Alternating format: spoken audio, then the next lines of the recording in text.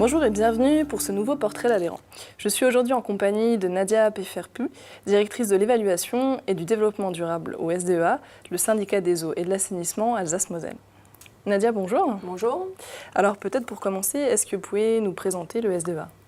Alors, le SDEA Alsace-Moselle a été créé en 1939 par quelques élus autour de Strasbourg qui ont décidé de mutualiser leurs moyens pour distribuer l'eau potable dans ces communes. Petit à petit, le SDEA a grandi, a développé son activité et aujourd'hui, nous intervenons dans 3 grands domaines.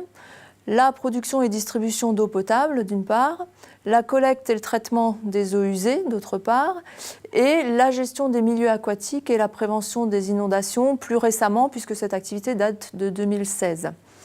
On a également élargi notre périmètre d'intervention. Aujourd'hui, nous intervenons à une échelle interdépartementale, grâce à nos 560 collaborateurs qui interviennent soit depuis le siège de Schiltigheim, soit depuis l'un de nos centres ou antennes répartis sur tout le territoire. Alors vous êtes engagé depuis de nombreuses années dans l'excellence durable. Pourquoi avoir fait ce choix en fait ? Le SDEA travaille avec une matière première qui est l'eau. L'eau qui est une ressource naturelle, qui est une ressource fragile et gère des deniers publics, puisque l'eau est un service public. Donc c'est un petit peu dans notre ADN aujourd'hui de travailler dans une gestion durable aussi bien de la ressource en eau que des deniers publics, avec l'ambition de démontrer qu'on peut tout à fait allier service public, performance et gestion durable. En termes de structuration de la démarche, ça s'est structuré un petit peu plus à partir de 1996, où nous avons lancé une démarche de management de la qualité, avec une certification ISO 9001 en l'an 2000, qui s'est progressivement enrichie avec une certification en matière de management de la sécurité, de l'environnement. Et en 2008, nous avons sollicité une première évaluation en matière de développement durable, par donc un organisme externe, qui nous a décerné un niveau d'exemplarité. Et depuis, tous les 2 ans, nous sollicitons une nouvelle évaluation, donc maintenant sur la base de la norme ISO 26000. Avec la FAC 26000. Avec la FAC 26000, tout à fait.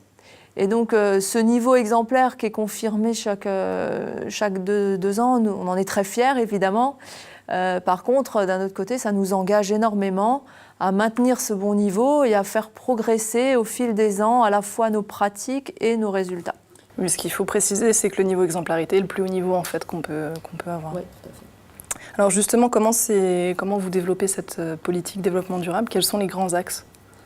Alors, les grands axes de notre politique développement durable sont intégrés dans nos priorités stratégiques. Effectivement, ça se développe autour de 3 grandes thématiques que sont la proximité, l'excellence et le développement durable. En matière de proximité, pour nous, ça signifie être proche de nos usagers, puisque le SDEA dessert aujourd'hui 810 000 habitants dans plus de 500 communes. Donc nous avons un centre d'intervention à moins de 30 minutes de chacun des usagers desservis pour leur assurer vraiment un service optimal. La proximité pour nous, c'est également la proximité des élus dans les différentes communes desservies et de l'ensemble de nos parties prenantes de façon plus large.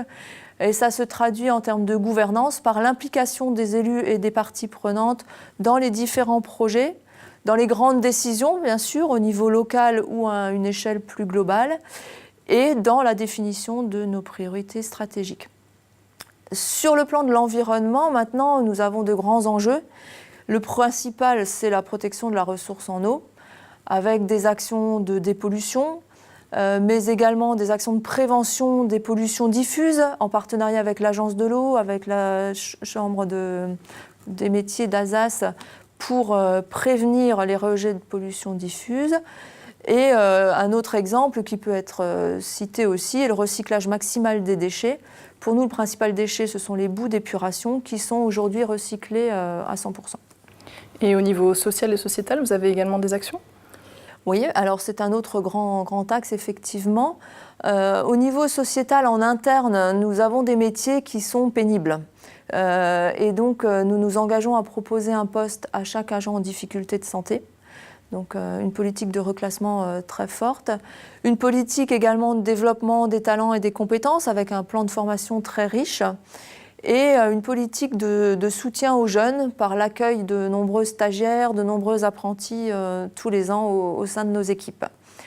De manière un petit peu plus globale au niveau sociétal, on a une politique également très ambitieuse en termes d'achat durable, avec une véritable volonté avec les élus de choisir le mieux-disant dans le cadre des différents projets qui sont menés, et donc des critères non seulement économiques, bien sûr, dans le cadre des choix qui sont faits, mais également environnementaux et sociétaux. Un des exemples dont nous sommes également très fiers, c'est l'intégration de nombreuses heures d'insertion dans les différents chantiers qui peuvent être menés pour aider un certain nombre de personnes en difficulté à revenir à une vie active. Et quels sont vos principaux projets à venir alors, en matière de développement durable ?